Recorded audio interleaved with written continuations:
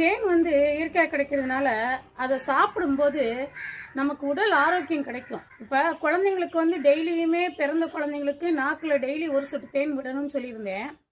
அதே மாதிரி பாடகர்கள் இசை மேலே ஆர்வம் உள்ளவங்க டெய்லியுமே தேன் கொஞ்சம் உள்ளங்கையில் ஊற்றி சாப்பிடும்போது ரொம்ப குரல் வளம் இனிமையாக மாறும். பிறந்தவங்க தான் குழந்தை பிறந்தவங்களுக்கு வந்து டெய்லியுமே காலையில் எங்கள் ஊர்லலாம் இஞ்சியை நல்லா தோலை இழைச்சிட்டு அம்மியில் அரைச்சி அதை வந்து ஒரு அடுப்பில் ஒரு கம்பி இரும்பு கம்பியை வச்சு காய்ச்சி அதில் ஊற்றுவாங்க. ஊற்றும்போது சுருன்னு அதில் உள்ள சுண்ணாம்பெல்லாம் கீழே தங்கிடும். அதுக்கப்புறம் அதில் தேன் கலந்து டெய்லியுமே கொடுப்பாங்க. அது வந்து ரொம்ப உடலுக்கு வந்து அவ்வளோ ஆரோக்கியம். அது செரிமான கோளாறு, உடம்பு வலி எல்லாத்தையுமே போக்கும்.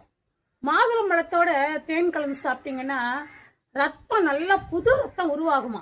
அதனால எல்லாருமே பெரும்பாலும் மாதுளம்பழம் சாப்பிடும்போது தேன் கலந்து சாப்பிட்டு பாருங்க. ஜூஸ் அடிச்சு சர்க்கரைக்கு பதிலாக தேன் கலந்து சாப்பிடுங்க. பால்லாம் ஊற்றாதீங்க, தண்ணி ஊற்றி தேனை ஊற்றி அடித்து சாப்பிடுங்க. உண்மையிலே ரத்தம் புது ரத்தம் உருவாகும்.